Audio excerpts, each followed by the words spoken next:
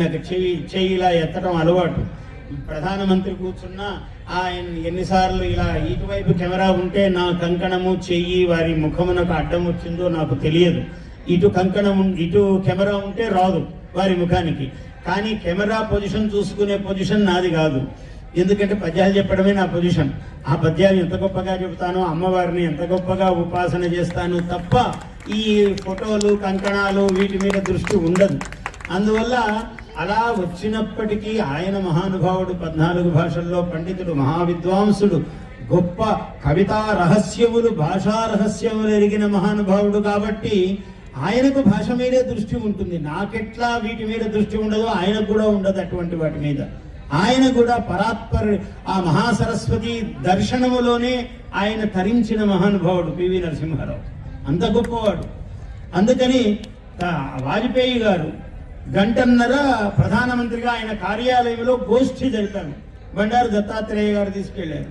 గంటన్నర పాటు అన్ని కార్యక్రమాలు పక్కకు పడిపోయాయి. నేను ఒక కవిత్వం వినిపించడం, ఆయన వినిపించడం ఇలాగే జరిగేది.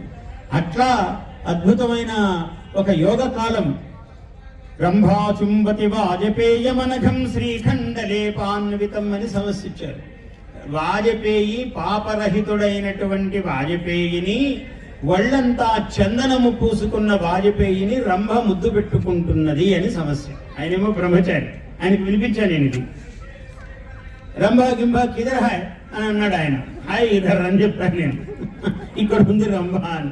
ఎవరి రంభ అంటే అంభోజశ్రుతి సూత్రనేత్రయుగళాసానందలీలాకళ శంభోర్మంగళ పాదమంజుల కళా శ్రీనాగరి సా పరైర్దంభైరాక్రమణేక్షిత బహు సమస్యాకారిణి కాశ్మీరీ రంభాచుంబతి వాజపేయమనఘం శ్రీఖండలేపాన్వితం. మీరేమో ఒళ్ళంతా స్నేహచందనము పూసుకుని లాహోర్ దాకా బస్సు యాత్ర చేసి ఎంతో స్నేహాన్ని ప్రకటించిన మహానుభావులు మీరు. కానీ కాశ్మీరు సమస్య అనే సుందరమైన రంభ ఇప్పటికీ నేనున్నాను వాజపేయి గారు, ఇంకా నేను పరిష్కృతము కాలేదని ఆమె అప్పుడప్పుడు ముద్దు పెట్టుకుంటూనే ఉన్నది మిమ్మల్ని. ఈ రంభ అని అన్నాను. అన్నాడు ఆయన. అలా నవ్వి మళ్ళీ ఆయన ఒక కవిత్వం వినిపించాడు. మళ్ళీ నేను ఒక సమస్య. ఇలా గంటన్నర గోష్ఠి జరిగింది.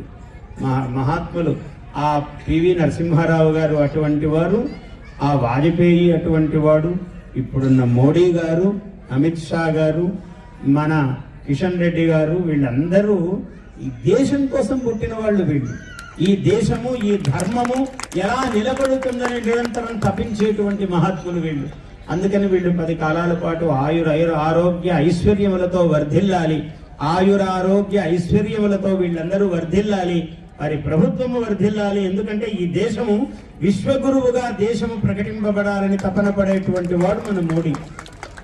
అటువంటి వాడు అమిత్ షా. అటువంటి వాడు మన కిషన్ రెడ్డి, మనవాడు. ఇటువంటి వాళ్ళందరూ బాగుండాలి. ఉంటే ఈ దేశం గొప్పగా ఉంటుంది.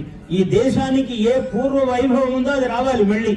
ఇటువంటి యజ్ఞయాగాలు, క్రతువులు, ఇటువంటి లలితాదేవి దేవాలయాలు అడుగడుగడుగునా వెలయాలి. అడుగడుగడుగునా వీటి గొప్పతనం చాటింపబడాలి. మనం అందరము కూడా ధార్మిక నిష్ఠతో ఉండాలి. ధర్మనిష్ఠులము కావాలి. దానికి కంకణం కట్టుకోవాలి అందరము కూడా. Please subscribe to our YouTube channel. Like and share this video.